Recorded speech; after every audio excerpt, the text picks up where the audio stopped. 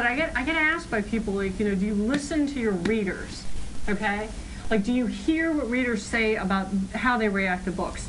And I was just talking to Barbara Vey about it. She's here tonight. And, I think that for me, I'm kind of stuck with the stories in my head, okay? But, a lot of people weren't so crazy for Fury's book. And I listened to that, actually, and it informed my process, not to the extent to which it changed what happened in Love or Revenge, but what it taught me was that I really want people to feel the same way about these books that I do. And I loved the fact that Jane was a ghost. I really did, because I didn't know how else a human woman was going to have a forever happily ever after with a vampire. And then when she was killed and the scribe virgin brought her back, I was like, oh, this is fantastic. I was like thrilled. I thought that was the happily ever after. And see, I didn't do my job because I took for granted that readers were going to see that the way I did. And I think when you're an author, you have to take this crap in your head and you have to translate it on the page so that the people who read it have the same kind of feeling that you do. And if they don't, you didn't do your job right. And so I feel like, with Vicious's book, I feel like I wish I was telling Barbara that I wish I'd put another 10 pages at the end so that people were really grounded about, okay, here's the New World Order. This is how Jane feels about it. This is how Vicious feels about it. This is why they're happy. This is why it works for them. So that even if people didn't like what happened, they had enough context when they closed that final cover to understand that this was a happy ever after for them.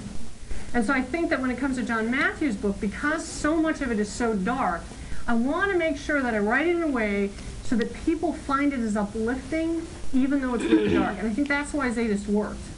It's because I think that it was that really dark material, that really dark backstory, the really dark present, that made the happy ever after brighter by contrast. And so that's going to be, I think, for the challenge for John Matthew. And I just went into writer world for a minute.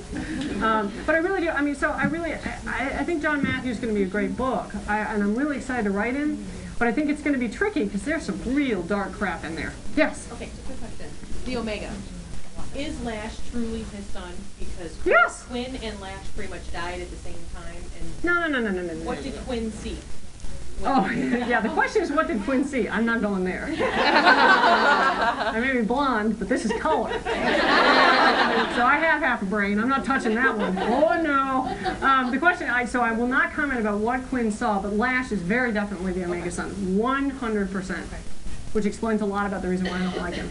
I detest that kid. And can I just say, the bathroom scenes with V? Okay. See, I like that. Can I just say? As I said, it's never made me want to get on my hands and knees more. Yes, you in the back.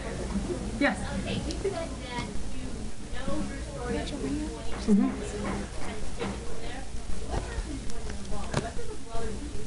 Oh, well, no. I mean, because they don't care. Like, they honestly, this boys, they can give a rat. This is why I never signed books by the brothers. Because if people knew what they would say, they wouldn't want their book signed by them. You know what I mean? Because they are really who they are. And like, if you walked up to this guy and you signed this book, he'd say, yeah, do you want to eat it here, or shall I feed you? Perhaps I will feed you out into the parking lot. And by the way, why the hell would I be in a bookstore to begin with, you know?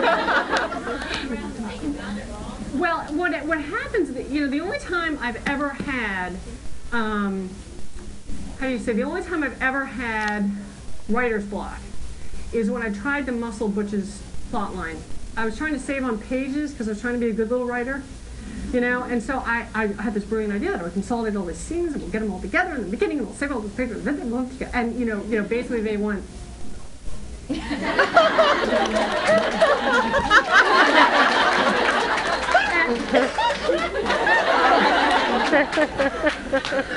Anyway, so the thing is that like there are things that I wish happened in these books. Absolutely, there are couples I wanted to get together, endings that I thought were going to happen. But the thing is that like when I actually sit down and I start to reshuffle the scenes in my head, I begin to realize I have misinterpreted things, taken things for granted, seen things differently, and I always have to go with the pictures I see in my head because they're what's right. It's what I want to have happen. It's just not right, Yes. Yeah. So I'm curious, when you write these books, you talked about the process you are as a writer. Where do you start? Because clearly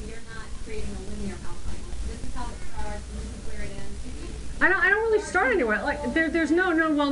Well, all right. So the question is how the process works. So what happens is, I'm a running nut. So I run 7 to 8 miles, 5 days a week. And while I'm there and I'm listening to, Tupac and Biggie and the boys, I get these like scenes, none of which are chronological, right? So I start to shift through them in my head, and then I actually start to jot notes down about how they kind of fit together. And then I find that as I write the notes down, they keep going, and then the other pictures come in, and then more pictures come in, and more pictures, and then I take the handwritten notes and I put them on the computer, more pictures come in, and then I get a 50-page outline, which has the large, big blocks, the moving blocks of the story. And then I actually sit down at the computer and start drafting the actual scenes, and more scenes come at that point. So it's sort of, to some degree, it's an iterative process, but when I sit down with that outline and I get ready to draft, I know exactly what's happening. Because there's so many moving parts to the books, I'm not smart enough to keep them all in my head at once. I have to have them down. I got to figure out how they're spacing. And then to be honest with you, I listen to my Rice Krispies. And I'll be drafting a scene and I'll be like, okay, this is what comes next. And I just seem to know. I can't describe it. I suck at giving classes on writing. People ask me, how do you do what you do? And I'm like,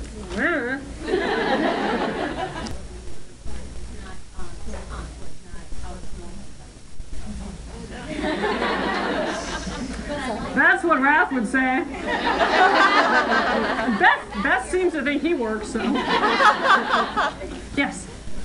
Trade secret, but which apps do you use for writing? What applications do I? I'm just a Word girl. I have a huge IBM at home, like a gigantic one. And then I have another huge Dell. I mean, just, well, they're relatively small, but I mean, according to, this is really going to give you the kind of power you want. I'm like, baby, I can find that in BMW and have a much better time than sitting down here.